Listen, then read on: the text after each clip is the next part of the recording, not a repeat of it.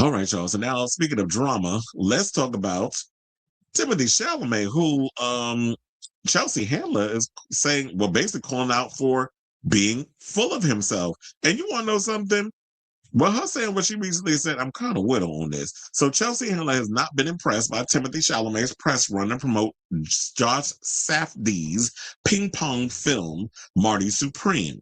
Now, during an appearance on the Not Skinny But Not Fat podcast, Handler wholeheartedly agreed when host Amanda Hirsch asked if the actor was taking the promotion for the film too seriously. Because apparently who he think he is, Andy Kaufman?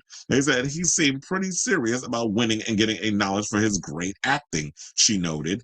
Although Handler says she believes that Chalamet is a great actor, she lamented that his tone skewed the message, saying it's hard to hear someone talk about how great they are at acting.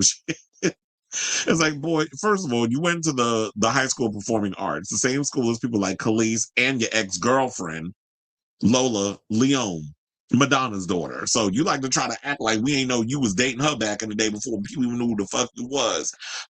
You went to the high school of performing arts. So yeah, you put a lot of work and effort into becoming this big time thespian. And we're not gonna hold that against you. But yes, the way you've been acting these days about this whole situation, I'm gonna agree with Chelsea. I do feel like he's been acting like his shit don't stink. He thinks he's untouchable because of that girlfriend of his, Kylie Jenner. So, with all that smoke they blowing up his behind and him doing all this, this whole situation around Marty Supreme, it does feel a bit annoying. And I do agree, like, we didn't knock him down a peg. It's not about hating or whatever the case is, because the one thing I don't like about this industry a lot of times is that, yeah, you prop people up and you hype them up and make them like they're this great thing. And rightfully so. If you're out here doing great work and you should be acknowledged for it. But the hype machine that's behind it and him taking himself a little too serious and act like he's the best actor on the planet. And I know, like, you have made comments in the past that you said, I want to be the best and I work at that situation. You want to be sort of like the Michael Jordan of acting or whatever the case was, whatever the hell it was that he said. I'm paraphrasing. But I'm like, okay, work towards that. But then when you try to put all this extra stuff in here, like you act like you the best actor in the world, it's like, little boy, if you don't sit your ass down, like you doing too much. And then on top of that, what's irritating me is people like Variety and all these other ones, but they'll throw shade at Michael B. Jordan and then try to trash Sinners, but y'all blowing up Marty Supreme and y'all want to move the goalposts when y'all want to talk about some of these films and the budget and all that other stuff. So where was that energy for Marty Supreme that y'all had for Sinners when Sinners first was in the box office and it's about, well, the budget is this. I don't know if it's going to be able to recoup the money, which they ended up doing, and y'all had egg on y'all face, but y'all didn't apologize for that mess. Then they were called out for being racist, the allegation, because they didn't put Sinners in their top films of 2025. And it's like, I'm not cutting myself to these trades on determining what a great movie is. We the ones that are the movers and shakers that go to spend our money to go see these movies. These critics get invited to go places because they kiss these studios' asses and they get to go up in there and see these films and get to give their opinion on it. So I'm not holding myself to whatever the Varieties, the Hollywood Reporters, the deadlines and the EWs and all these other people. Like, I'll take I'll reference them as sources for topics, but I don't hold myself to these companies to be like, well, they liked the movie, so I'm gonna go and say I liked it too. They could suck my. Let me not. I was about to go off. Let me reel it back in. So variety is whatever. They can have their opinion, but I do feel like a lot of times I like to move the goalposts when it comes to your little unconscious biases. So, but they said, but in Chalamet's interviews that have been especially controversial with fans and critics alike. In one interview that divided fans on social media, Chalamet told a reporter that Marty Supreme marked his best acting role yet after he gave top of the line performances over the last 7-8 years. He added, I don't want people to take it for granted. I don't want to take it for granted. This is really some top level ish. Now, despite receiving flack for what some deemed was entitlement, well, child, quiet as is kept, a lot of people do be trying to bring up the fact that Timothée Chalamet has quite the background in regards of nepotism, and a lot of people who are not necessarily, I think maybe his family does come from a nepotism background where they know a lot of people within the industry that has helped Timothée get where he is today. We're not trying to discredit him as an actor, but he's had help getting propelled into a lot of situations based off of the people that he knows. Specifically, how he got the part in Call Me by Your Name. He knew the people that was casting all of that and stuff. So, or his parents did. Chalamet also told IndieWire that his press tour is all in keeping in line with the energy of Marty Supreme, saying this is in the spirit of Marty, and I feel like this is ultimately an original film at a time when original movies aren't really put out. Did you not see Sinners? Did you not see Weapons? Those are original films. Did you not see Companion? That's an original film. What are you talking about? Willis. They said Chalamet said when asked about the press tour, it's a movie about the pursuit of a dream. I'm leaving it on the field, whether it's the merch or the Zoom or the media appearances. I'm trying to get this out in the biggest way possible in the spirit of Marty Mauser. Now, Chalamet has lost 2 Oscars, 4 Golden Globes, and 4 BAFTA Awards, and a Partridge in the Pear Tree, although he did take home a SAG Award, when that was called the Actor Awards, for Best Actor in February, thanks to his performance as Bob Dylan in A Complete Unknown. Now, in a Vogue cover story published on November 2025, the actor opened up about being disappointed when he lost at the Oscars, saying, if there's 5 people at an award show and 4 people go home losing, you don't think those 4 people are at the restaurant like, damn, we didn't win? I've been around some deeply generous, no ego actors, and maybe some of them are going, that was fun, but I know for a fact I'm not. In fact, a lot of them are going, fuck. People can call me a tryhard, which I do think that you do come across as a tryhard, sir. And they can say whatever the fuck. But I'm the one actually doing it here.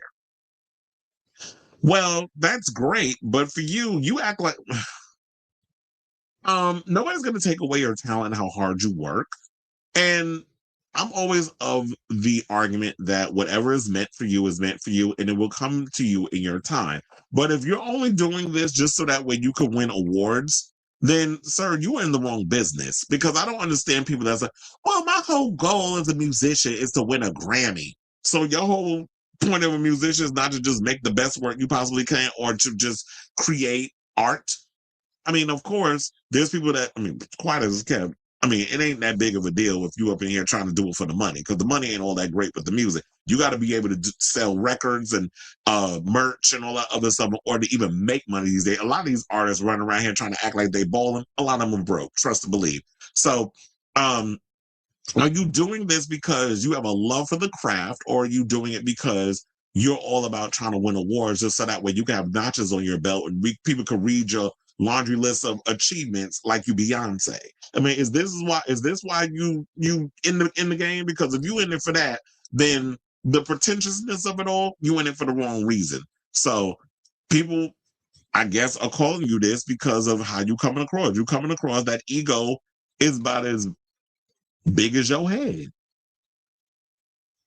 So Handler and Hirsch compared Chalamet to Leo DiCaprio, whom the latter dubbed her gold star when it comes to acting like a real movie star in Hollywood.